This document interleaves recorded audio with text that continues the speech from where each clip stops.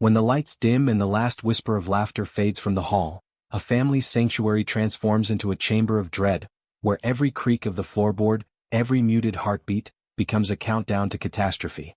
In townhouses bathed in moonlight and suburban streets lined with white picket fences, ordinary teenagers awaken with a single terrible resolve: to turn their parents' love into a weapon against them.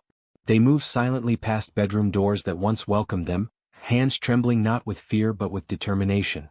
In one home, a hammer falls like a judge's gavel. In another, a single gunshot shatters the calm of a Sunday morning.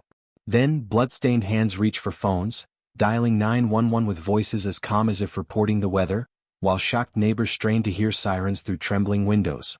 These are not isolated nightmares, but 6 inescapable realities, stories of children who traded their childhoods for cold calculation, trust for betrayal, and family dinners for unthinkable violence. Tonight, we peer through the haze of investigators' flashlights, listen to distorted emergency calls, and sift through courtroom confessions to confront a question no parent ever wants to face. How could a child forsake the very source of their life? Brace yourself as we uncover the truth behind the most harrowing betrayals ever witnessed on American soil. 6 homes, 6 betrayals, 6 lives forever fractured. Before we begin, if you're drawn to true stories that uncover the chilling truths hidden behind ordinary faces, subscribe now and turn on the notification bell, because the next name we reveal might be someone you never suspected. Now let's dive in. Case number 1, Tyler Hadley. In the sun-drenched suburb of Port St. Lucie, Florida, the Hadley family appeared to epitomize the American dream. Blake Hadley, a diligent electrical utility worker, and Mary Jo Hadley, a dedicated elementary school teacher, had built a stable, middle-class life for their 2 sons. Their youngest, Tyler, born in 1993, was a quiet teenager, often described as introverted and somewhat withdrawn. Despite his reserved nature, there were no overt signs of turmoil within the family, and the Hadleys were perceived as a loving and supportive unit. However, beneath the surface, Tyler grappled with escalating behavioral issues. He had begun experimenting with drugs and exhibited signs of depression. His parents, concerned for his well-being, sought professional help, enrolling him in outpatient treatment programs and considering more intensive interventions. Despite their efforts, Tyler's resentment toward their disciplinary actions grew, festering into a deep-seated animosity. On July 16, 2011, Tyler's simmering anger culminated in a meticulously planned and brutal act. After consuming 3 ecstasy pills, he stood behind his mother, who was engrossed in her computer, for several minutes, contemplating his next move. Then, wielding a 22-inch framing hammer, he struck her repeatedly, delivering 36 blows to her head and back. Her screams alerted Blake, who rushed to her aid, only to be met with the same fate: 39 strikes to his head and chest. The attack was swift and ferocious, lasting less than a minute. In the aftermath, Tyler dragged their bodies into the master bedroom, concealing them under a pile of household items. He then spent 3 hours cleaning the blood-stained floors and walls, erasing the visible traces of his heinous crime. With the house seemingly in order, Tyler posted an invitation on Facebook: "Party at my crib. Maybe." That night, around 60 teenagers gathered at the Hadley residence, unaware of the gruesome secret hidden behind a locked bedroom door. As the party progressed, some guests noticed an unusual odor permeating the house, but dismissed it. Tyler, meanwhile, exhibited a mix of anxiety and forced joviality, at times cautioning guests not to smoke indoors, citing his parents' disapproval. When questioned about his parents' whereabouts, he offered varying explanations: they were in Georgia at a friend's house or had simply left town. The inconsistencies raised suspicions, but no one could fathom the truth. Later that evening, Tyler confided in his best friend, Michael Mandel, revealing the unthinkable: he had murdered his parents. To prove his claim, he led Mandel to the master bedroom, unlocking the door to reveal the bloodied bodies concealed beneath debris. Mandel, in shock, continued to socialize at the party, even taking a selfie with Tyler before leaving and contacting the police. In the early hours of July 17, authorities arrived at the Hadley home.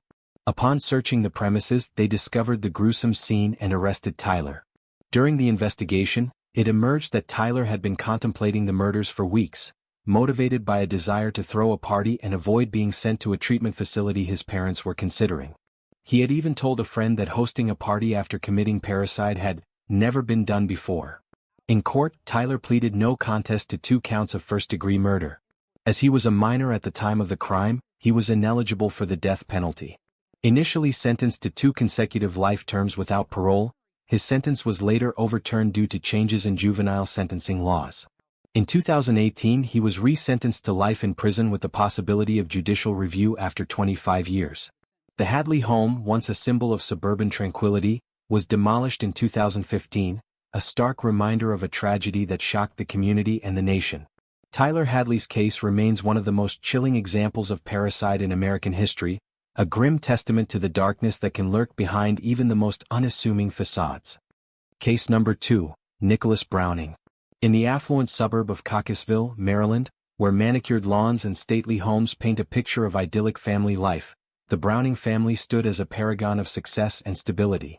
John Browning, a respected attorney and active Boy Scout leader, and his wife Tamara, a devoted homemaker, were deeply involved in their community and church. Their eldest son, Nicholas, was a 15-year-old honor student at Delaney High School, excelling in academics and athletics and participating in the Boy Scouts. To neighbors and friends, the Brownings epitomized the American dream. Yet, beneath this veneer of perfection, Nicholas harbored a growing resentment towards his family, particularly his father. He perceived his father's discipline as overbearing and felt constrained by the expectations placed upon him. This simmering animosity remained hidden behind his outward achievements and affable demeanor. On the evening of February 1, 2008, Nicholas was spending the night at a friend's house. In the quiet hours past midnight, he slipped away and returned to his family home. Retrieving his father's 9mm handgun, he methodically entered the bedrooms where his family slept. He first shot his father, John, followed by his mother, Tamara, and then his younger brothers, Gregory, 14, and Benjamin, 11. Each was shot in the head, ensuring immediate death. Nicholas then attempted to stage the scene to resemble a burglary, hoping to divert suspicion. After the murders, Nicholas returned to his friend's house and continued the weekend as if nothing had happened. He socialized, played video games, and even attended a lacrosse practice. When he returned home on Sunday, he called 911, feigning shock upon discovering his family's bodies. However, inconsistencies in his account and the absence of forced entry led investigators to question his narrative. Under scrutiny, Nicholas confessed to the murders, citing a desire to escape his father's control and to claim his inheritance as motives. In court, Nicholas pleaded guilty to 4 counts of first-degree murder. As he was a minor at the time of the crime, he was ineligible for the death penalty. He was sentenced to 2 consecutive and 2 concurrent life terms, making him eligible for parole after serving a significant portion of his sentence. During sentencing, Nicholas expressed remorse, but the community grappled with the dissonance between the boy they thought they knew and the reality of his actions. The Browning family murders sent shockwaves through the community, challenging perceptions of familial harmony and the hidden struggles that can exist beneath the surface. Nicholas Browning's case remains a chilling reminder of the potential darkness that can reside within, even in the most seemingly perfect of settings. Case number 3, Ashley Martinson. In the secluded town of Peel, Wisconsin, where dense forests and quiet roads define the landscape, 17-year-old Ashley Martinson lived a life that belied the darkness beneath the surface. Known online as Vamp Chick, she maintained a horror-themed blog filled with macabre poetry and tales of death, offering a stark contrast to the unassuming teenager her neighbors thought they knew. Behind closed doors, however, Ashley's world was one of alleged abuse and turmoil. Ashley's home life was fraught with tension. Her stepfather, Thomas "Tony" Ayers, had a history of violence, with prior convictions for kidnapping and sexual assault. Ashley and her siblings recounted instances of physical and emotional abuse at his hands. Her mother, Jennifer Ayers, seemed either unable or unwilling to intervene, leaving Ashley feeling isolated and unprotected. On March 7, 2015, the day after her 17th birthday, a confrontation erupted when Ashley's parents discovered her relationship with 22-year-old Ryan Sisko. They disapproved, threatening legal action against Sisko and revoking Ashley's privileges. Feeling cornered and desperate, Ashley retreated to her room, where she contemplated suicide. As her stepfather banged on her door, she made a fateful decision.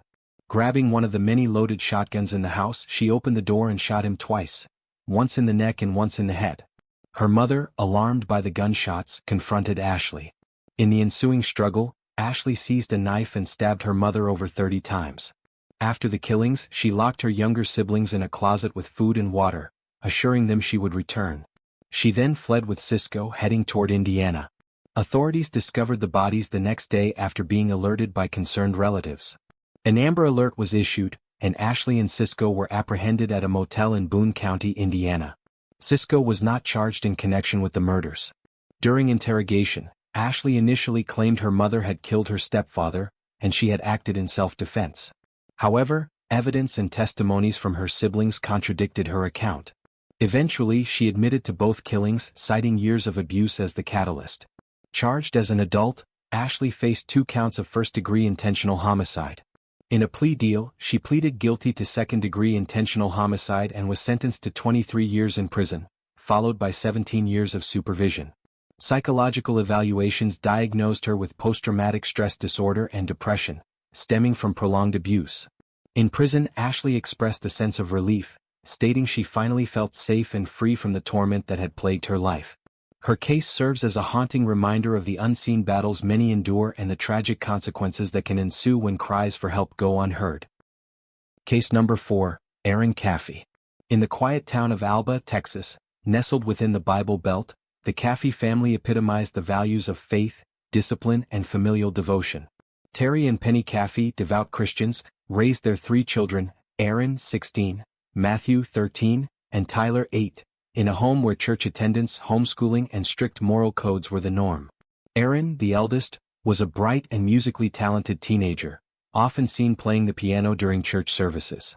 However, beneath the surface of this seemingly harmonious household, tensions simmered, particularly as Aaron entered adolescence and began to chafe against the stringent boundaries set by her parents. In the fall of 2007, Aaron began a clandestine relationship with 19-year-old Charlie Wilkinson, a former high school classmate. Their bond intensified rapidly, with Aaron viewing Charlie as an escape from her restrictive environment. When her parents discovered the relationship, they forbade her from seeing him, citing the age difference and their disapproval of his character. This prohibition only deepened Aaron's infatuation and sense of rebellion. Over the ensuing months, Aaron and Charlie communicated secretly, their conversations growing increasingly dark. Aaron expressed feelings of entrapment and despair, and discussions turned toward the unthinkable, eliminating the obstacles to their union, her family. Charlie, driven by his obsession with Aaron, enlisted his friend Charles Wade to assist in the plan. On the night of March 1, 2008, the trio, accompanied by Wade's girlfriend, Bobby Johnson, set the plan into motion. In the early hours of March 2, Charlie and Charles entered the Caffy home armed with guns and swords. They first attacked Terry and Penny in their bedroom, shooting them multiple times. Penny succumbed to her injuries, while Terry, despite being shot 5 times, managed to crawl out of the burning house and seek help. The assailants then proceeded to the children's rooms, where they brutally murdered Matthew and Tyler. After ensuring the family's demise, they set the house ablaze to destroy evidence.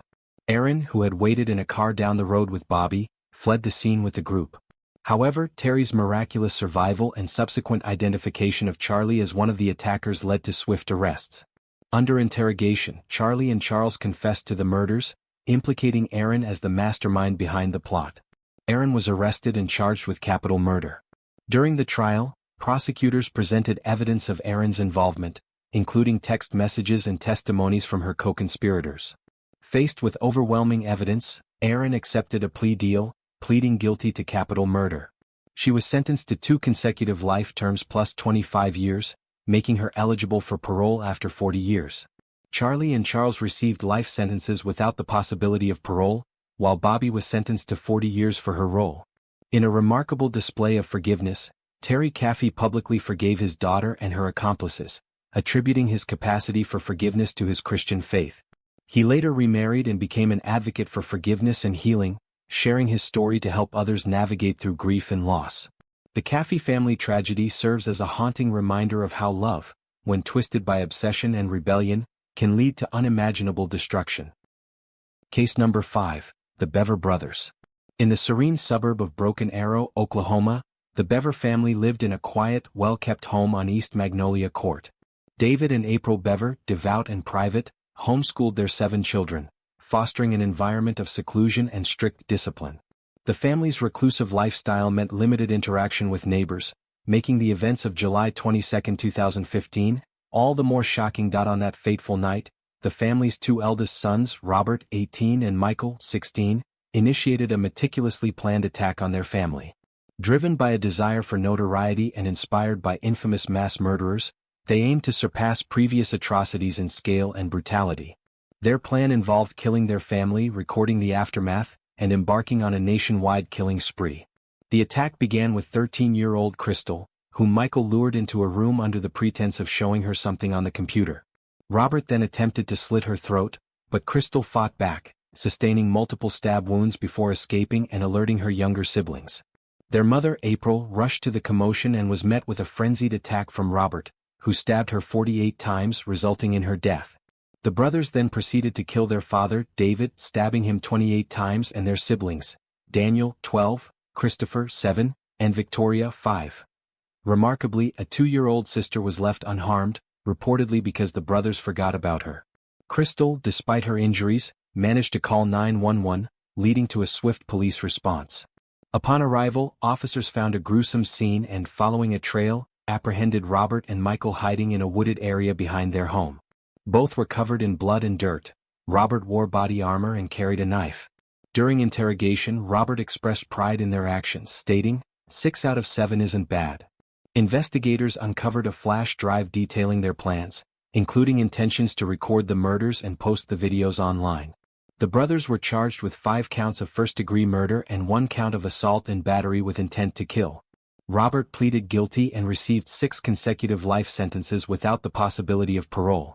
Michael, tried as an adult, was found guilty on all counts and sentenced to 5 consecutive life sentences plus 28 years. In the aftermath, the Bever home was demolished, and the site was transformed into Reflection Park, a community garden dedicated to the victims and first responders. The park stands as a symbol of resilience and a memorial to a family whose lives were tragically cut short by an unfathomable act of violence. Case number 6, Jesse Holton. In the small town of Eclectic, Alabama, 17-year-old Jesse Holton was known as a typical high school senior. His parents, Mike and April Holton, were respected members of the community. Mike had even served as the town's mayor. The Holtons were a devout Christian family, striving to instill strong moral values in their son. However, beneath the surface, tensions were brewing. Jesse had begun experimenting with drugs and alcohol, leading to frequent clashes with his parents over his behavior and choice of friends. Despite their efforts to discipline him, including grounding and counseling, Jesse's rebellious streak only intensified. On the weekend of September 11, 2016, while his parents were away, Jesse threw a wild party at their home. The gathering quickly spiraled out of control, with reports of drug use and property damage. Upon returning, Mike and April were furious to find their home trashed. In an attempt to discipline Jesse, Mike handcuffed him and contacted the police to report his son's drug use and the destruction caused by the party. After the officers left, a heated argument ensued between Jesse and his parents. Later that evening, neighbors heard gunshots and called 911. Responding officers found Mike dead from a gunshot wound and April critically injured. She succumbed to her injuries the following day. Jesse initially claimed that his father had shot his mother during an argument and then turned the gun on himself. However, forensic evidence and inconsistencies in Jesse's account led investigators to suspect otherwise. The investigation revealed that Jesse's story did not align with the physical evidence. Ballistics and gunshot residue tests contradicted his claims, and no signs pointed to a murder-suicide scenario. Further probing uncovered Jesse's history of behavioral issues and previous altercations with his parents.